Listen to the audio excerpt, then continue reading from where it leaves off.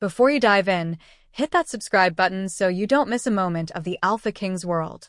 You're about to hear the story of Elias Vane, a ruthless alpha, and Olivia Reed, a woman who, with a simple flick of her thumb, accidentally ripped a hole in the fabric of his secret world. The number she dialed should have connected her to a quiet life, but instead, it became a direct line to war. This is the wrong number. Don't go anywhere. The number should have been for a taxi. One that would take her and her overstuffed suitcase to the airport for her great escape. That's all she wanted. Instead of a bored dispatcher confirming her pickup, a harsh voice, like gravel rolling down metal, growled, "Containment failure. Code Orion is active." Her breath hitched. A second, deeper voice boomed, chillingly calm. "Acknowledge and sever. Now." Then, absolute silence. Just the hollow echo of a dropped connection. Olivia stared at the glowing screen of her phone, her thumb freezing midair. The quiet in the cramped, cheap motel room suddenly felt suffocating. The buzzing neon sign outside her window sounded like a physical threat. Maybe it was a bad connection, a glitch in the wires. No matter how hard she tried to find a mundane explanation, a cold dread began to pool in her stomach because that second voice, it wasn't just authority. It was command. It was the sound of a judge passing a final sentence. She backed away from the window, pulling the thin curtains closed, even though she knew they wouldn't stop a thing. Her heart hammered against her ribs. The parking lot below was dark, only a solitary lamp flickering over a beat-up sedan. Then, a quick flash of movement by the perimeter fence. A silhouette that was too large, too quick, to be a regular man. Her reality fractured. She stumbled back toward the bed, her pulse racing in her ears. Deep down, she knew this wasn't an error. She couldn't decide what was more terrifying, the cryptic words she'd overheard or the raw, untamed power in that man's final order. That night, sleep was impossible. She sat on the floor, her back against the door, the flimsy luggage a useless barricade. She listened to every gust of wind, every car that drove by, every creak in the old structure. She yearned for anonymity. She longed for her boring, predictable routine. But she had a terrifying certainty that her life, as she knew it, was already over. With every minute that passed, she felt like she was waiting for a hunter to find her trail. The indicator light on the command console was pulsing red, an open, unsecured line. A muscle twitched in Elias's granite jaw. He stood before a window that was not glass but a massive slab of crystallized earth, overlooking the ancient, misty expanse of his mountain territory. His fortress, the Iron Peak, was a brutalist monument of black stone and shadowed secrets, built to be impregnable. His lieutenant, a formidable alpha named Kale, held out a datapad. The source is localized. A transient human female. She was in a cheap roadside motel, Alpha King. Elias's grip tightened on the stone sill. He turned from the view, his immense shadow casting a blanket over the chamber. He was dressed in tailored black, but his power was a visible, vibrating aura. It was in the predatory stillness of his muscles, the lethal intelligence in his piercing silver eyes, and the sheer, brutal authority that silenced everyone in his presence. "Miss Dial?" he asked, his voice a low, dangerous rumble. "It seems a simple human mistake, sire," Kale confirmed. "Mistakes are a luxury we cannot afford," Elias snarled, his voice dropping further. "Not with the council watching my every decision. Not with my rival, Lord Vorlag, sniffing for any sign of weakness. And not after the failure of Code Orion. Now, we have this unsecured thread." He knew what the protocol demanded. Immediate elimination. A specialized agent sent, the memory wiped clean or the life ended, swift, final. That was the law he had enforced for over a century. He knew the price of hesitation. He had paid it with the cold finality of his former beta's betrayal. But then, Kale tapped the screen, and a real-time feed appeared. A woman huddled in a corner, clutching her knees. Her face was pale, her eyes wide with a desperate fear she couldn't hide. She looked so small, so utterly vulnerable. Something deep within him, a primal, protective instinct he thought he'd extinguished long ago, stirred. It was a flaw, a dangerous vulnerability.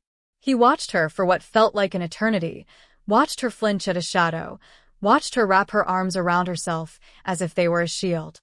He saw not a threat, but a lone fawn that had accidentally wandered into the lair of the pack. "Leave the trail cold," Elias commanded, the words bitter on his tongue. "I will manage this female myself." Kale bowed, but Elias didn't miss the sharp flicker of surprise and concern in his subordinate's eyes. He knew this decision was illogical. It was sentimental. It was the exact kind of error his enemies, like Vorlag, would feast on. Yet he couldn't shake the image of her face. He was the king. His word was ultimate. And his new decree was that she would live, which meant he had to ensure she never spoke a single word of what she'd heard. He would reach out to her. He would pour all the power, all the icy terror of his domain into his voice. And he would terrify her into a silence so profound she'd doubt her own name. By doing this, his kingdom would remain safe. He had to become the monster to ensure the real threat stayed at bay. By morning, the sheer terror had settled into a sharp, debilitating anxiety. She canceled her plans, the thought of stepping out into the open air impossible. She spent the day checking the lock, her phone feeling like a ticking bomb in her palm. She tried to convince herself she was overreacting, that it was a silly mistake, a fever dream. But then her phone rang. The number was masked. Her heart stuttered. Her blood ran cold. As if compelled by an unseen force, her hand reached out, answering the call. "Hello," her voice barely a whisper. Silence, then him. "You were warned," the voice rumbled. The sound itself made the hairs on her neck stand on end. It was like listening to the earth split open. It was a voice that didn't request, it dictated. "You acquired knowledge not intended for you." A lapse in security. Who is this?" she choked out, gripping the phone so tight her fingers ached. "That is not a point for debate," the voice continued, slow and deadly. "The only relevant question is, do you value your future?" Panic, cold and sharp, pierced her, but it was met by a rising tide of something else. Defiance, a hot, obstinate spark of fury. Who did this man think he was? "I didn't break any rules. I just wanted a ride." A low, mirthless sound, a cross between a sigh and a growl, echoed down the line. It was the most terrifying noise she'd ever encountered. "Your intent is irrelevant. Our worlds must remain separate. You will erase this call from your memory. You will return to your insignificant existence, and you will never utter a word of this to any living soul." The air between them crackled with unspoken threats. He wasn't simply advising her. He was passing judgment. He was a sovereign, and she was a trespasser who had accidentally glimpsed his face. In that volatile moment, she had a choice: submission or rebellion. Her body moved before her mind could register. "And if I refuse," she challenged, the strength in her own voice shocking her. The ensuing silence was heavy, suffocating. She could feel his surprise, his coiled fury across the miles. When he finally spoke, the velvet was stripped away. Only unyielding steel and ice remained. "Then you will be dissolved. You will become a blank page, a void. Your friends will forget your laughter. Your family will mourn a life that simply ended. It will be as if you were never a part of the world at all." The line went dead. Olivia slid to the floor, the phone dropping from her numb fingers. She was shaking, but not only from fear. A strange, thrilling heat was spreading beneath her skin. She had stared into the unknown, and for a reason she couldn't grasp, the unknown had stared back with a hint of fascination. The moment their voices collided, a boundary had been irrevocably broken. Without warning, her motel room door received a sharp, insistent knock. She froze. He had promised to dissolve her. The knock came again, and she knew with a paralyzing certainty that her previous life was extinguished. The taxi would never come. The door rattled again, her heart a frantic drum against her ribs. This was it. This was the erasure at her door. Her legs, clumsy with terror, were already carrying her toward the door. She didn't know why. Perhaps it was that stubborn spark again. Perhaps she just wanted to see the face of her downfall. Her hand shook as she reached for the handle. Instead of a man in black, she saw a delivery driver, young, bored, scrolling through his phone.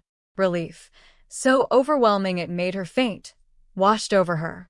It was just a delivery, a mundane, ordinary event. She was a fool. A paranoid, frantic fool who had let a bizarre phone call destroy her reality. She fumbled with the lock, her hands still trembling, and opened the door a crack. "Olivia Reed?" the kid mumbled, not even looking up.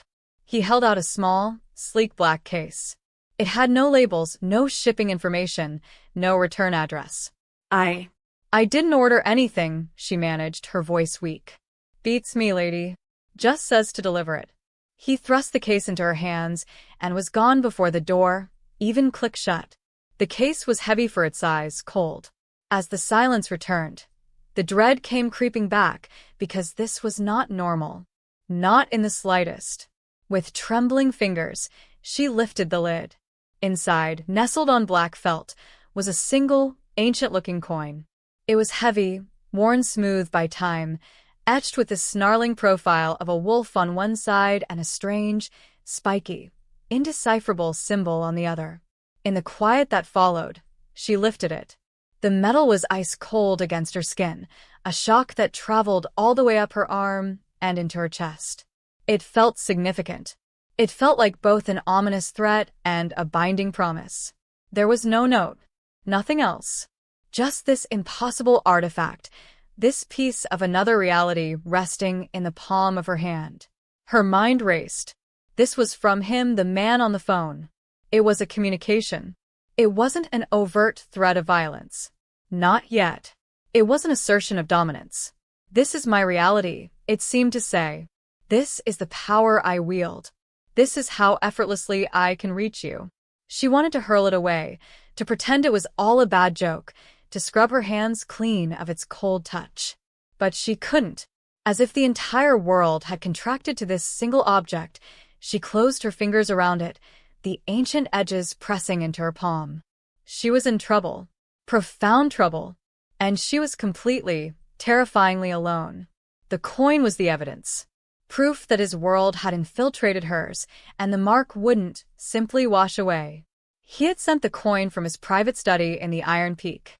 Elias watched the silent feed. He saw her open the black case, saw the blood drain from her face, saw her touch the silver sigil of his ancient house as if it were a venomous snake. Good. Fear was the goal. Fear was the impenetrable wall that would keep her silent. He had sent it because words had failed. His voice, a weapon that had brought rivals to their knees, had only ignited a flicker of resistance in this single, perplexing human. This coin, this was a fragment of his world's very soul. It was a symbol of ancient law, of blood and power. It should have utterly crushed her spirit. But then the unexpected happened. She didn't drop it. She didn't cry. She didn't throw it across the room in a desperate attempt to cleanse herself of its touch. She kept it. She closed her small, fragile hand around it, her expression hardening from terror into a strange, unreadable determination. A low growl rose in his throat. What was she? Why wasn't she breaking? Any normal human would have called the authorities, screaming about a stalker, creating a scene that would have forced his hand.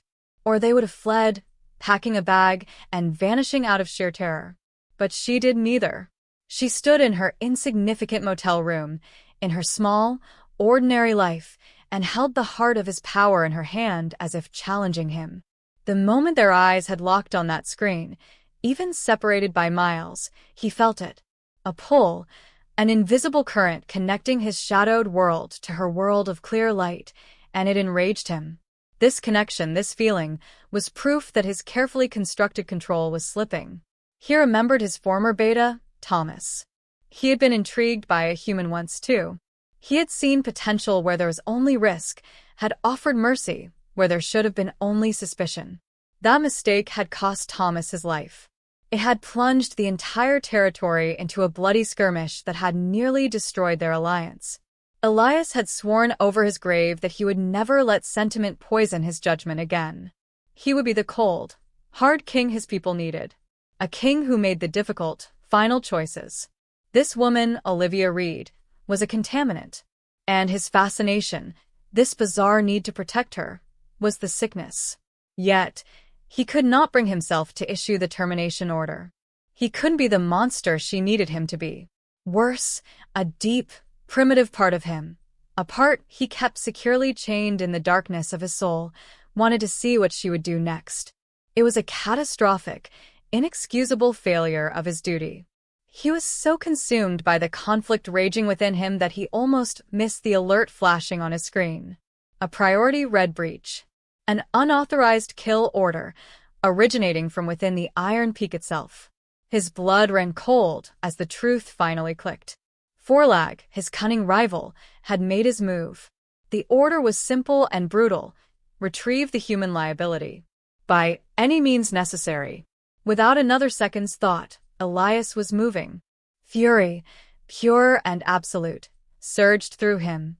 This was no longer about a human woman. This was a direct challenge to his throne. Vorlag had dared to undermine him, dared to move his own pieces on the board. He was about to learn the price of challenging a king. Hours later, a strange, quiet resignation settled over Olivia. She tucked the silver coin into the interior pocket of her suitcase. The cold, heavy weight was a constant, solid reminder. What choice did she have? None. She was a mouse, and the lion had found her hideout. All she could do was wait. So, she tried to busy herself. She turned on the television. The cheerful noise of a cable news broadcast felt like a dispatch from a different universe. She tried to pretend her world hadn't utterly collapsed. She tried to breathe. That's when the window shattered. Before she could even manage a scream, they were inside.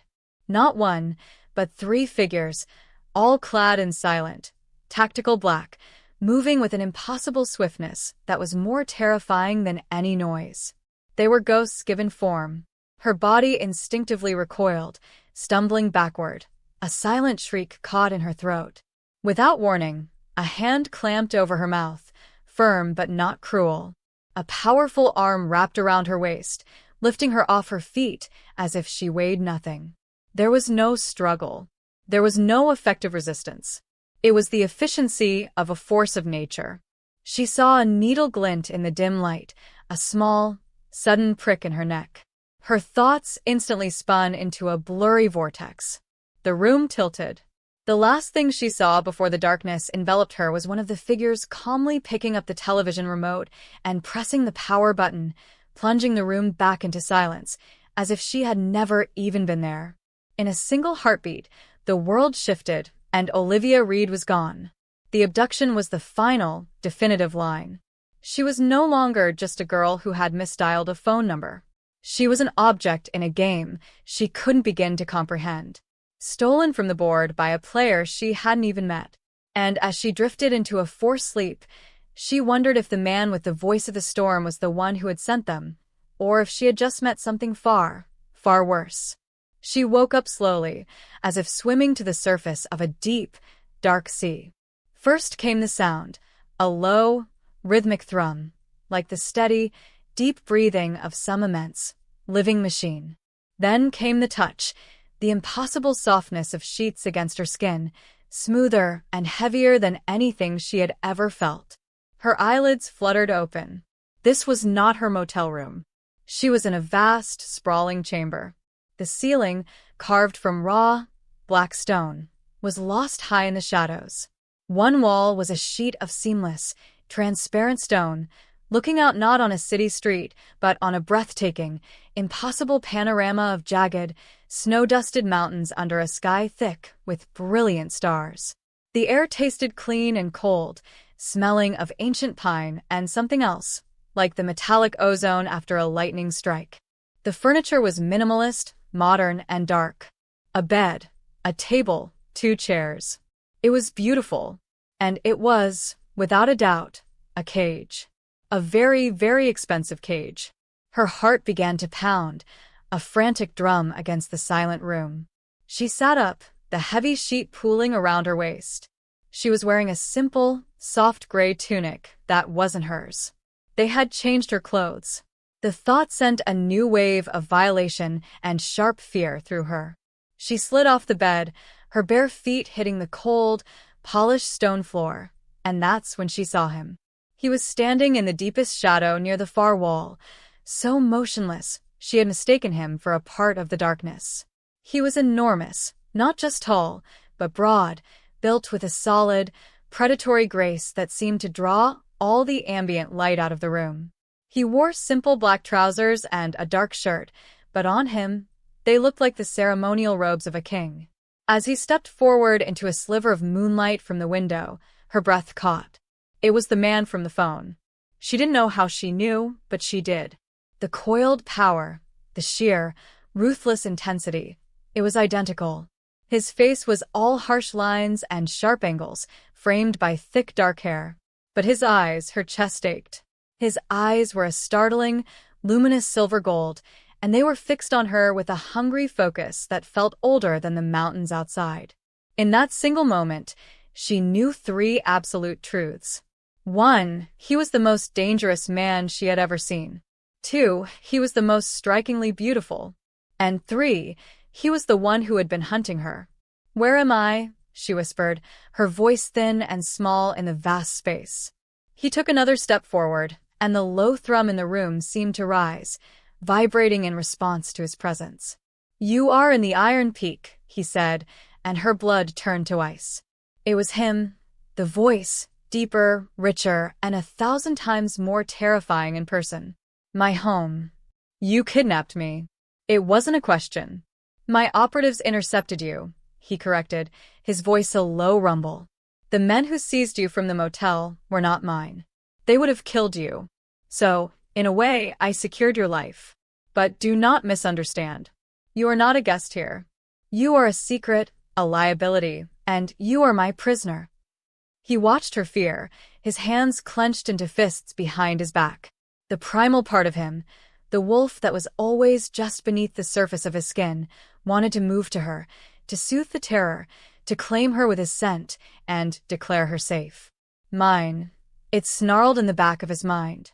"Mine to guard." He crushed the instinct with brutal, long-practiced force. That was the path to ruin, the path that had led to Thomas's downfall. He had to be the king, cold, pragmatic, a jailer, not a protector. Therefore, he had to maintain his distance. "My operatives intercepted you," he repeated, the words carefully chosen. He saw the confusion and deepening fear in her eyes. Good. He needed her disoriented. He needed her to see him as the absolute, unquestioned authority in this terrifying new reality. The moment their eyes locked, he felt that damned pull again, stronger this time. It was a bond pulsing between them, ancient and undeniable, and it would be a death sentence if anyone, especially Vorlag, ever perceived it. He led her from the room into a smaller, guarded corridor. The Iron Peak was designed to intimidate, all soaring stone arches and deep, crushing shadows. He saw the awe and terror on her face as she tried to take it all in. He sat her down in an interrogation chamber, a place of cold steel and unforgiving truth. He took the seat opposite her. "Tell me everything," he commanded, letting his alpha authority wash over her, an invisible pressure that should have made her collapse. "From the moment you dialed the number." He expected hysterics. He expected pleas or complicated lies. He did not expect what followed. She took a shaky breath, lifted her chin, and looked him directly in the eye. Her gaze did not falter. "I wanted a taxi," she said, her voice clear. "To the airport. I misdialed the public number. I heard men talking about Code Orion. Then you shouted, and the line went dead." He stared at her. The sheer, unvarnished banality of it was a shocking blow. He had prepared for an elaborate plot, for a spy, for some intricate scheme engineered by his enemies. He had not prepared for an inconvenience caused by a woman trying to catch a flight. It was so utterly mundane it felt like a cosmic insult. "And that is all," he pressed, narrowing his silver eyes. "That is all," she confirmed. "Then you called me back. You threatened to dissolve me. You sent me a silent coin, and then your men broke down my door." Deep down, he knew the terrible truth. She was telling it. This entire crisis, this threat to his reign, this woman who was unraveling a century of his self-control, all started because of a simple, desperate need to leave town. The absurdity of it was infuriating, but it also presented a terrible, inescapable problem. She was innocent, and in his world, innocence was the most dangerous thing of all, because the ancient laws were not written to protect it.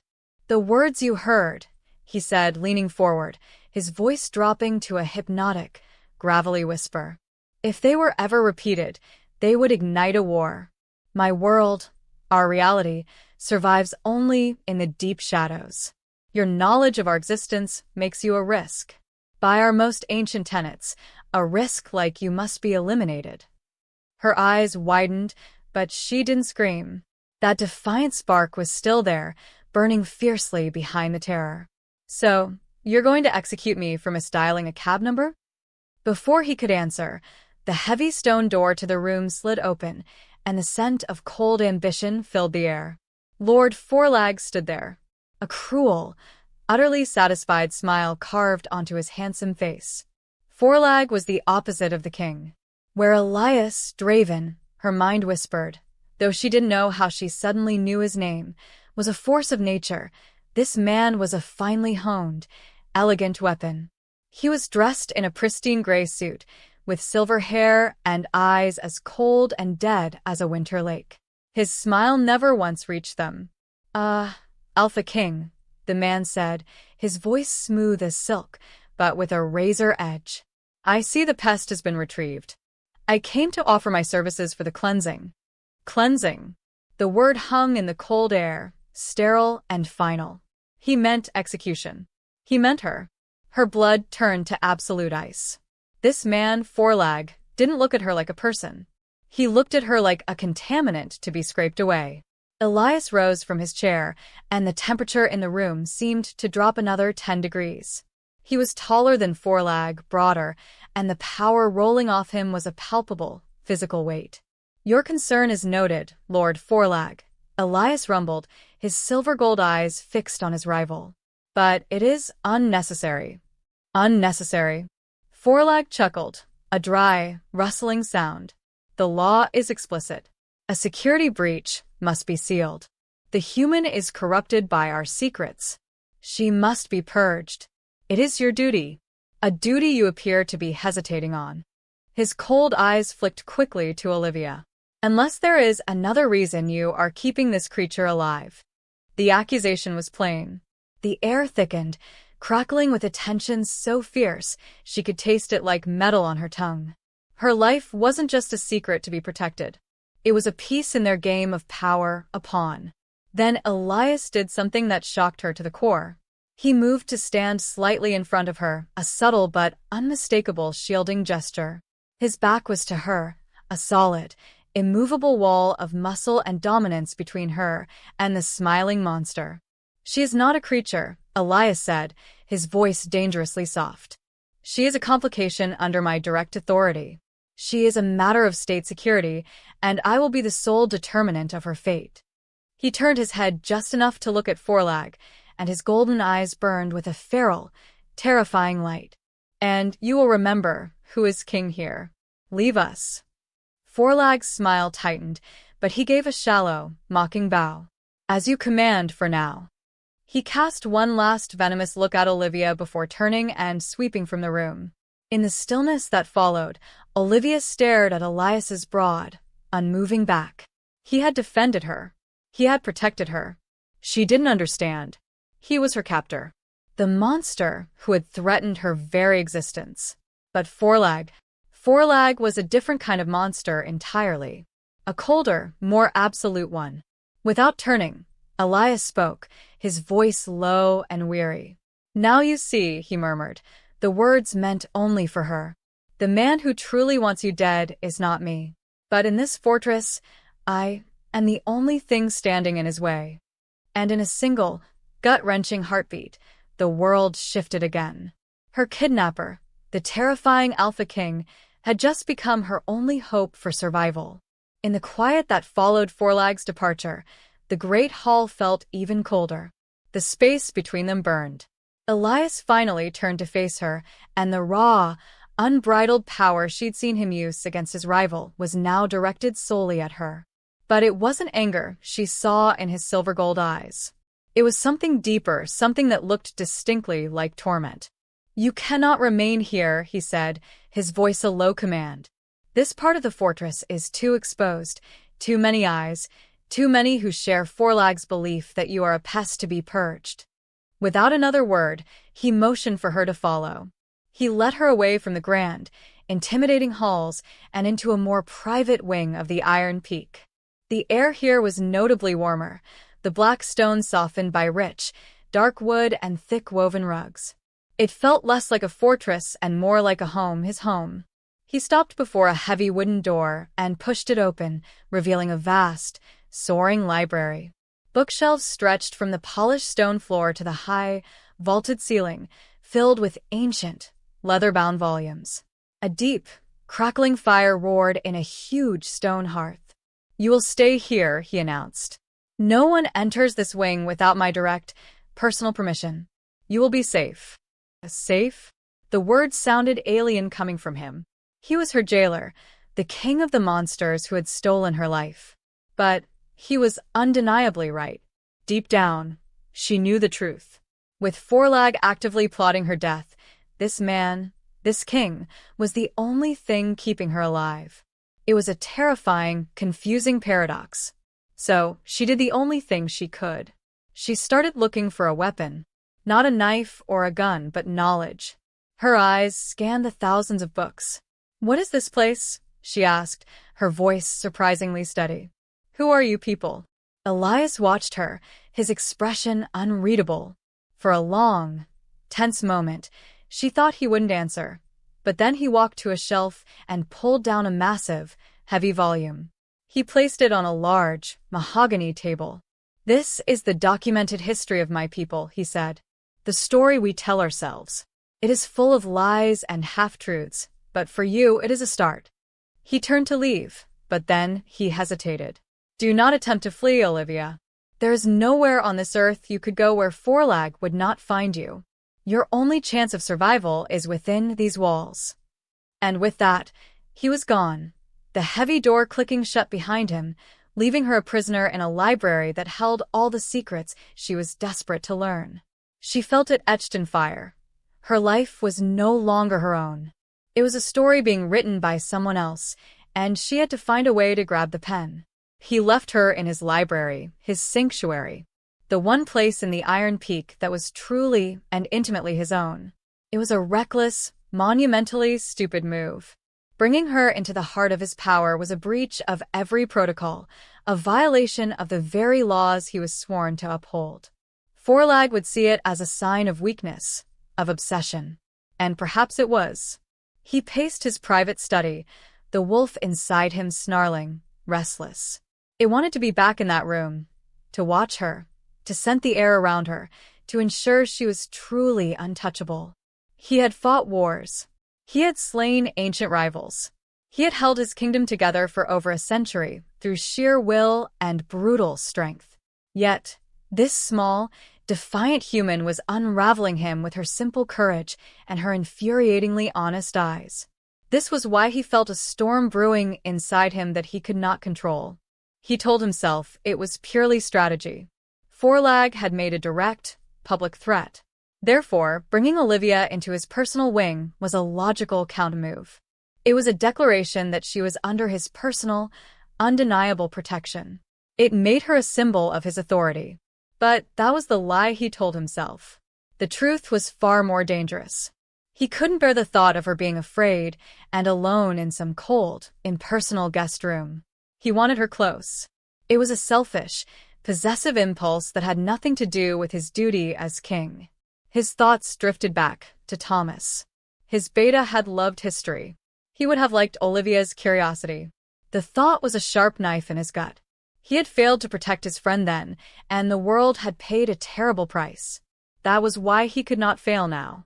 He would not let Vorlag turn this woman into another ghost that would haunt him for the next century. This wasn't about her. It was about his own redemption. It had to be.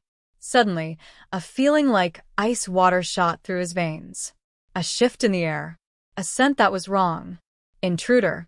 Not an intruder. Here, in his private wing.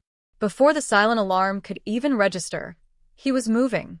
A raw, guttural growl ripped from his throat, a sound that was entirely wolf. The beast was surging forward, and for the first time, he let it take the lead. He burst through the library doors in a blur of impossible speed and pure fury, and saw a nightmare made real. A man dressed in the black uniform of Vorlag's personal guard stood over Olivia. She was on the floor, a bloody gash on her arm, a heavy, fallen chair beside her. In the assassin's hand was a long silver blade poised to strike. But she wasn't screaming. Her eyes were wide with terror, but she was holding the thick history book he had given her like a useless shield. The moment their eyes locked, the world narrowed to a single point of violence. The assassin lunged. Elias didn't think. He simply acted. He crossed the room in a single, impossible bound, a roar of pure possessive rage tearing through the library. One moment she was reading, the next a chilling shadow fell over her. She looked up into the cold, dead eyes of a man who was not Elias. He moved with liquid grace, a silver dagger appearing in his hand as if from thin air. Her heart stopped. Panic, white-hot and absolute, seized her. She scrambled backward, her chair toppling, and she fell hard onto the stone floor. The man smiled, a thin, cruel line. "The king sends his regards," he hissed and lunged. Without thinking, she shoved the heavy book she was holding into his path. The corner caught him sharply in the ribs, making him grunt in surprise. It bought her a second, just one. He swiped with the dagger, and searing pain erupted in her forearm. Blood, hot and red, instantly welled up. Her world tilted, the metallic smell of her own blood filling her senses. This was it. This was how she died. But then the roar. It was a sound that shook the very foundation of the fortress. A sound of pure, untamed fury. The air thickened. Elias was there. He wasn't the man who had walked out moments ago. This was something else, something primal. His silver-gold eyes were blazing, incandescent with an inner fire. His teeth were slightly elongated, and a low, guttural growl vibrated in his chest. He moved faster than she could track, a blur of shadow and violence. He hit the assassin like a freight train. The crack of bone echoed in the silent room. The fight wasn't a fight, it was an execution. It was all brutal, overwhelming power. A block, a devastating strike, a twist.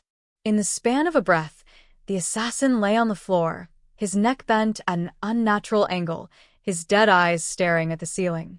Time stood still. Elias stood over the body, his chest heaving, the growl still vibrating in the air.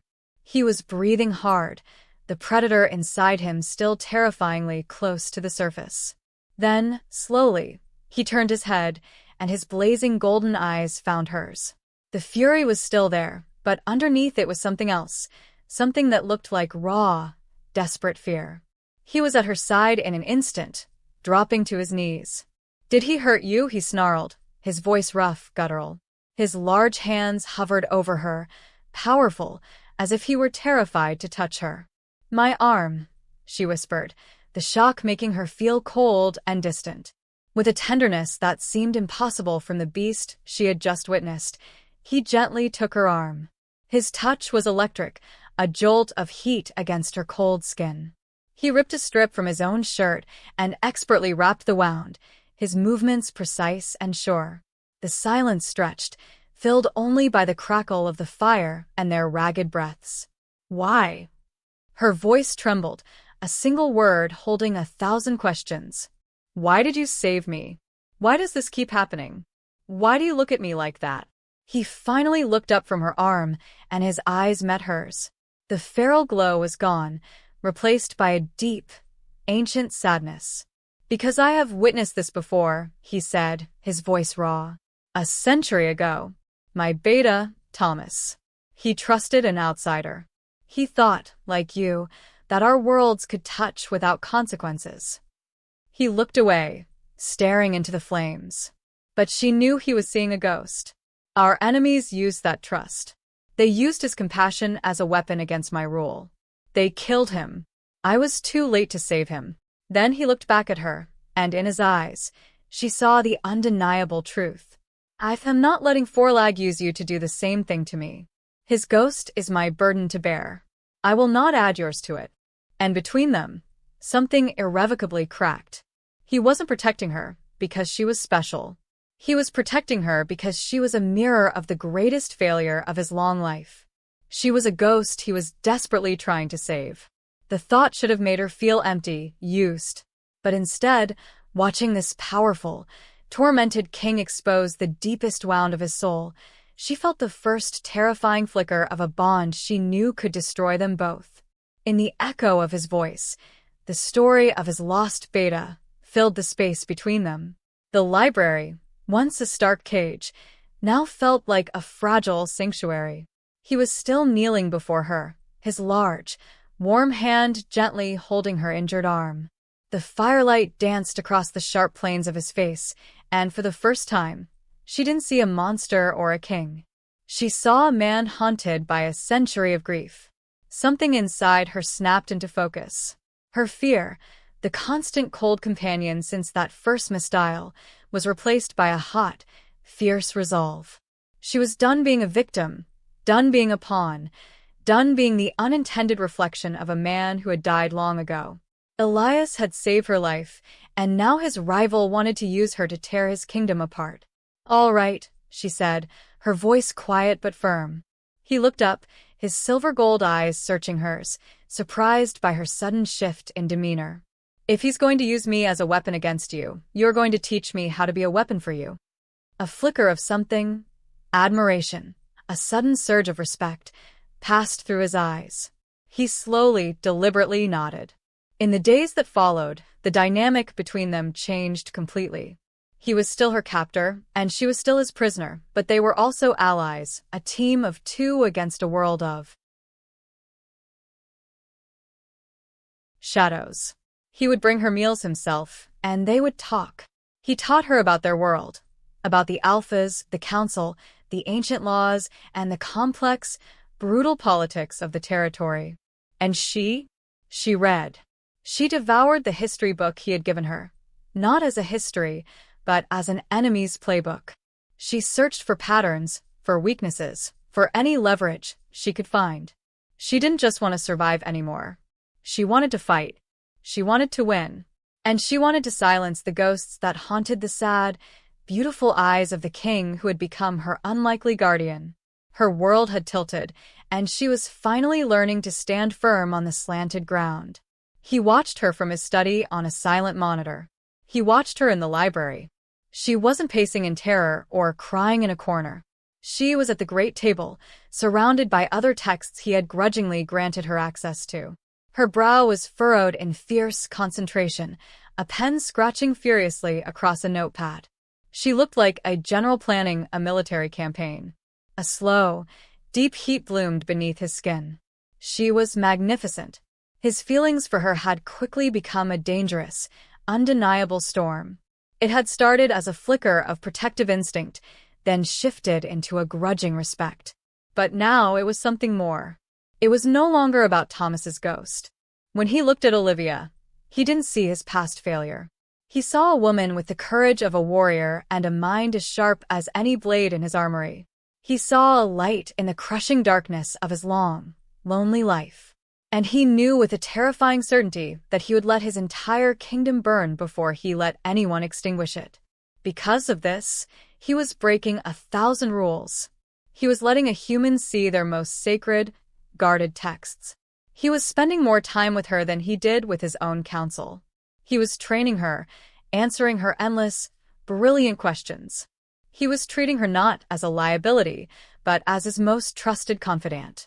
Vorlag spies would be reporting everything, and the whispers of his madness, of his corruption by a human, would be spreading like wildfire. "Let them." "I found it." He looked up.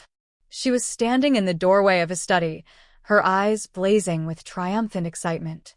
She held up a thin, crumbling old volume. "I found it, Elias." She had never used his name before. His heart skipped a beat. The sound of it on her lips was a song he didn't know he'd been waiting to hear. He motioned for her to enter, and she spread the book open on his massive desk. "Here," she said, her finger tracing a line of faded text. "It's the law of conclave, the one Vorlag is always citing to argue for more isolation. He claims it's an absolute decree passed down from the first Alpha." She looked up at him, her smile a triumphant, beautiful thing. "But it's not. This book is a record of council votes from 5 centuries ago. The law of conclave wasn't a decree. It was a vote, and it was a narrow one. Not only that, but it has a mandated review clause. It was supposed to be re-evaluated every century. It never has been." He stared at the page, then at her. In a single heartbeat, the world shifted. She hadn't just found a loophole. She had found a lie. A lie Vorlag had built his entire political platform on. A lie that, if exposed, could shatter his rival's credibility and authority. She had handed him a sword. "Olivia," he breathed, his voice thick with an emotion he couldn't name. "Go to the council," she urged, her hands gripping the edge of his desk. "Challenge him. Use his favorite law against him. Show them all he's a fraud."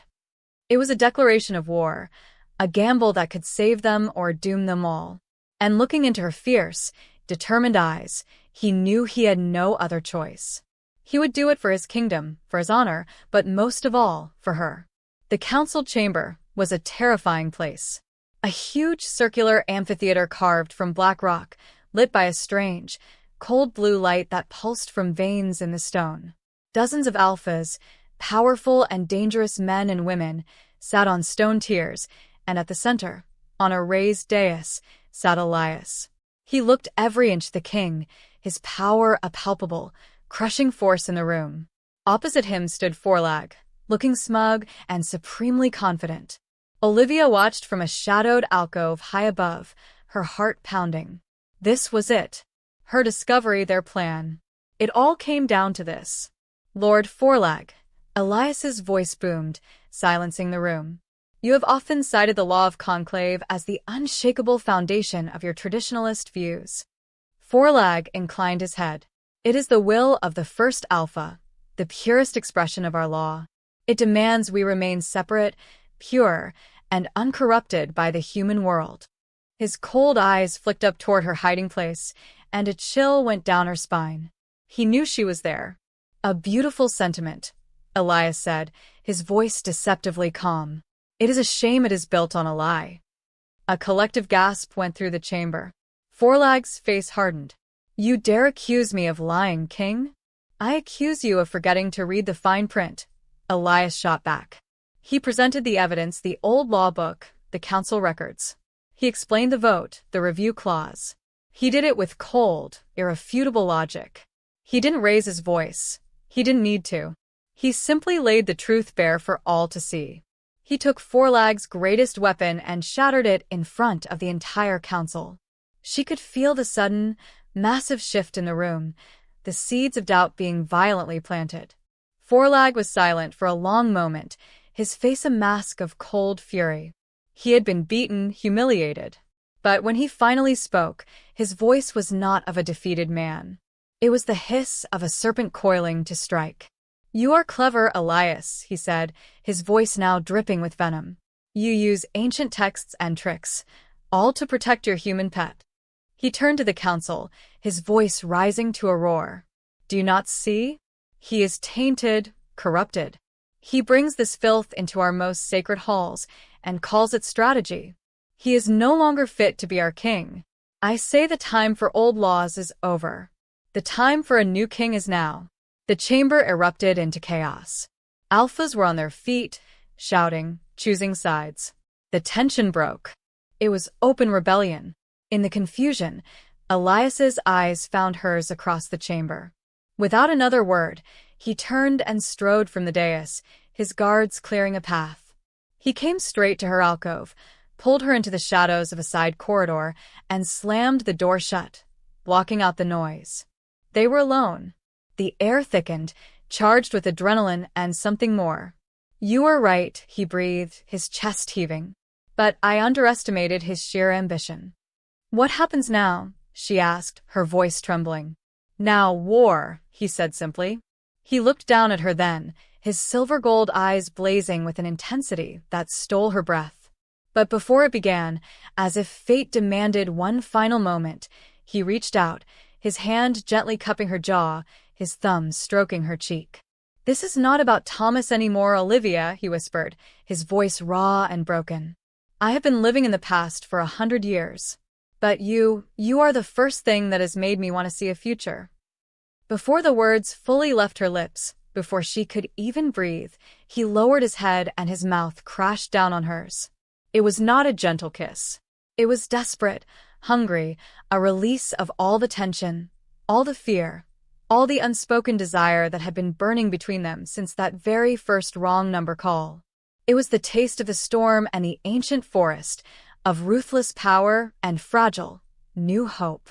Her hands came up to clutch his shirt, pulling him closer. In that moment, there was no king, no prisoner, no human, no alpha. There were only two souls who had found each other in the middle of a civil war. And as the kiss deepened, she knew this was the true point of no return. She wasn't just fighting for her life anymore. She was fighting for him. The kiss was everything. A promise, a confession, a declaration of war. His lips were fire and storm, and for one perfect, impossible second, the world outside the corridor vanished. There was no Vorlag, no council, no danger. There was only him, Elias. Then the world came roaring back. A wailing siren, deep and resonant, echoed through the stone, vibrating in her very bones. Red lights flashed in the hallway, painting everything in the color of blood. Elias ripped himself away from her, the soft, vulnerable man gone in an instant. In his place was the king, his face a mask of cold, lethal fury. "They're inside," he snarled. It wasn't a guess, it was a fact. The sound of shouting, of metal on metal, erupted from the direction of the great hall. Vorlag didn't wait. "He's making his move now." He grabbed her arm, his grip like iron, and pulled her along. "Kale," he roared, and his second-in-command appeared from the chaos, his face grim. "Take her to the inner sanctum. Seal the door. No one gets in or out." He looked at Olivia, his silver-gold eyes blazing with a desperate, protective fire. "Stay with him. Do not leave his side. Do you understand?" She nodded, her throat too tight for words. Before either could speak again, he was gone, a shadow moving with impossible speed back toward the sounds of battle. Kale and two other guards formed a tight circle around her, and they hurried her down a narrow, dark passage hidden behind a tapestry. The sounds of the fight grew more distant, replaced by the damp chill of old stone. Rage was a living, consuming thing inside him. He fought Vorlag soldiers, a whirlwind of black fury, every strike a final blow, but he knew this was a diversion. When a report came that Vorlag was leading a frontal assault at the western gate, Elias raced there, only to have his rival step back, laughing. "You are so predictable," Vorlag hissed. "You protect this human girl, just like you tried to protect your beta. And you fail the same way. You are never where you are needed most." The blood drained from Elias's face. He turned and raced back toward the heart of the fortress, knowing he was too late. The trap hadn't been for him. It had been for her. He burst into the hidden passage to find a scene of carnage. His men were dead, the traitors were gone, and there was no sign of Olivia, only the faint, fading scent of her fear and the silver coin he had sent her, lying on the ground. He knelt and picked it up. It was still warm from her touch. He stared at the snarling wolf, the sigil of his house, and in that moment, the grief transformed. It was not a weight to crush him, it was fuel. His love for her wasn't a weakness, it was the most powerful weapon he had ever possessed. He stood up, the coin clutched in his fist. "Vorlag has my queen," he told his remaining loyalists. "We are a pack, and we are going on a hunt." Meanwhile, Olivia was locked in a cell in Vorlag's fortress. Vorlag came to gloat, telling her Elias was broken and her love was a weakness. "You're wrong," she said, her voice low and steady. You haven't broken him. You've just aimed him. Vorlag had come to gloat over a broken toy, and instead, he had lit a fuse. She used a piece of charcoal and parchment to start a fire in her mattress, creating the necessary chaos. When Rylan, the young guard she had befriended, rushed in to save her, she knocked him out, grabbed his keys, and ran. She didn't get far. Vorlag emerged from the smoke, grabbing her. He will be too late. He raised a silver dagger, its tip gleaming in the fiery light. But then, from the end of the hall came a low, guttural growl that promised death. A shadow detached from the smoke, and a pair of silver-gold eyes, blazing like supernovas, fixed on them. Elias. The world went red. The primal alpha broke free. Elias hit Vorlag in a blur of pure, possessive rage. The fight was savagery, a whirlwind of claws and steel. Vorlag staggered back, laughing, blood dripping from his lips. You love her just like Thomas loved his little human pet. I told him it was a weakness. She was going to tell the council about my father's treason. I couldn't let that happen. His death was a purification, a family matter. The truth, a century old and poisoned, finally came out. It wasn't a failure Elias had been mourning. It was a murder. The rage, the grief, the love for Olivia, it all coalesced into a single, pure point of deadly force. The fight was over. Elias moved, a blur of righteous fury, and a moment later, Vorlag lay on the ground, the silver dagger that had threatened Olivia now buried in his own heart. He stood, his chest heaving, his body bruised and bleeding, and turned to her. She was safe. He had not been too late. He crossed the space between them and knelt before her, the king kneeling before the woman who had saved his soul, and he gently, reverently took her hand. In the great hall of Vorlag's fallen fortress, silence reigned. The battle was over. Elias stood before his people, his hand holding Olivia's. There will be no more talk of old laws that serve only to feed fear and ambition. Vorlag's rebellion is over. A new day begins. He looked down at her, his expression so full of love it made her chest ache. This woman, this human, was brought into our world by accident. She is not a weakness. She is our strength. She is not an outsider. She is the heart of our pack. He lifted her hand, his fingers lacing with hers. She is not my pet. She is not my prisoner. She is my mate, and she is your queen. For a moment, there was only stunned silence. Then Kale, his arm in a sling, dropped to one knee. A heartbeat later, another warrior knelt, and another. Soon, the entire hall were kneeling, not just to their king, but to her. Weeks later, she stood with him on the balcony of the Iron Peak. He stepped behind her, wrapping his arms around her waist, his chin resting on her shoulder. It's over, she whispered. It's just beginning, he rumbled, pressing the silver coin into her palm. This was once a warning. Now, it is a promise. A symbol of the love that binds us together. She smiled, leaning up to kiss him. The wrong number hadn't been a mistake. It was a call from destiny. And deep in her soul, she had finally, truly answered. If you were caught in this Alpha King's crossfire, would you fight or would you run? Let me know your choice in the comments below. If you loved Olivia's fiery spirit and Elias's intense redemption, you know what to do. Smash that like button and subscribe so you don't miss the next epic story to drop from the shadows.